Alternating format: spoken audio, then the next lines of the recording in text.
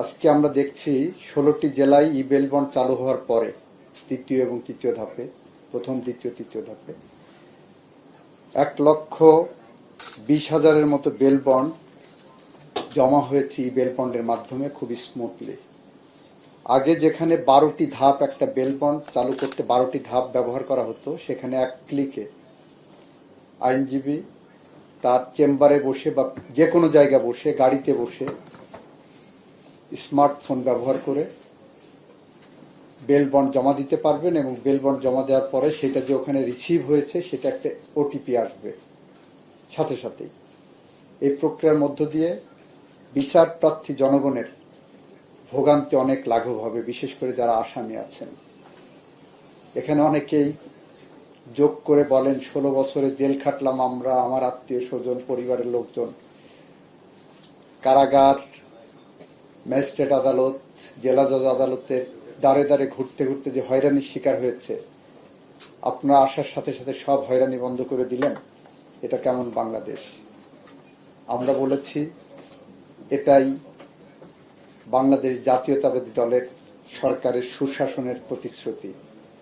আমরা হয়রানি করতে চাই না, আমরা চাই আইনের শাসন প্রতিষ্ঠা করতে, ন্যায় বিচার প্রতিষ্ঠা করতে এবং সুশাসন প্রতিষ্ঠা করতে।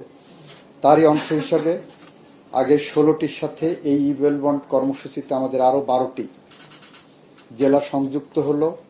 এই সংযুক্তিতে ম্যাজিস্ট্রেট আদালত, জেলা জজ আদালতের দ্বারে দ্বারে ঘুরতে ঘুরতে যে হয়রানির শিকার হয়েছে, আপনারা আসার সাথে সাথে সব হয়রানি বন্ধ করে দিলেন।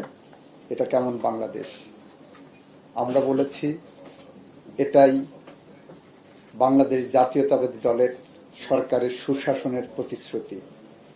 আমরা হয়রানি করতে চাই না, আমরা চাই আইনের শাসন প্রতিষ্ঠা করতে, ন্যায় বিচার প্রতিষ্ঠা করতে এবং সুশাসন প্রতিষ্ঠা করতে।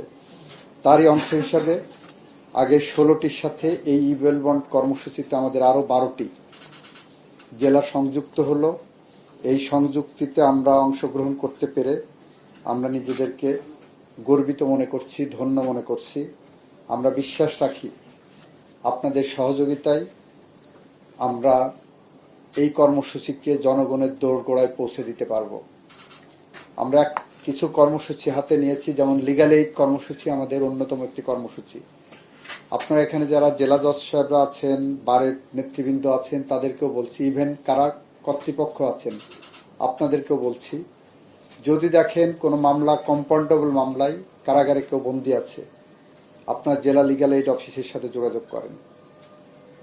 বিচারক যারা আছেন, দেখেন যদি কম্পাউন্ডেবল মামলা হয়, নেগোসিয়েবল হয়, আপনারা এটা লিগ্যাল এইডে পাঠান অথবা নিজেরা নিষ্পত্তি করে। বছরের পর বছর একটা মামলা যখন ঘুরে, তখন ওই মামলার পিছনে সরকারের বিপুল অর্থ খরচ হয়। আর এই বিপুল অর্থ খরচের শুধু কারণ না, আরেকটা কারণ হলো, ধরেন এইসব ছোটখাটো মামলার জন্য বড় মামলায় অনেক সময় আসামিরা ছাড়া পেয়ে যাচ্ছে, ক্রাইম বেড়ে যাচ্ছে। এই জায়গাটা আপনারা যদি একটু জুডিশিয়াল অ্যাক্টিভিজমের মাধ্যমে সহযোগিতা করেন, আমরা বিশ্বাস রাখি বছর ঘুরতে না ঘুরতে এই জুডিশিয়ারিও ঘুরে দাঁড়াবে।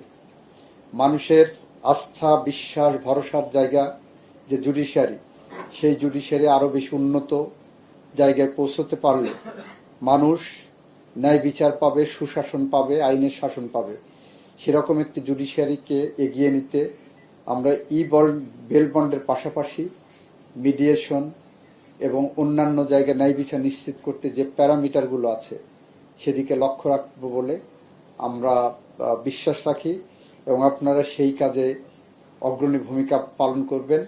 আমরা প্ল্যান করছি যে যারা যে জেলাতে আগামী 1 বছরের মধ্যে মামলার সংখ্যা সবচেয়ে কমাতে পারবেন, নিষ্পত্তির হার, আমরা বিকল্প তাদেরকে কিভাবে পুরস্কৃত করা যায় সেই চিন্তা ভাবনার মধ্যে আমরা যাচ্ছি। আইন মন্ত্রণালয় থেকে সেরকম একটি পরিকল্পনা আমরা নেওয়ার চিন্তা করছি। এই কথা বলে আজকে 16টি জেলার ই বেল বন্ড কর্মসূচির শুভ উদ্বোধন ঘোষণা করলাম। ভালো থাকবেন। খোদা হাফেজ। বাংলাদেশ জিন্দাবাদ। সবার আগে বাংলাদেশ।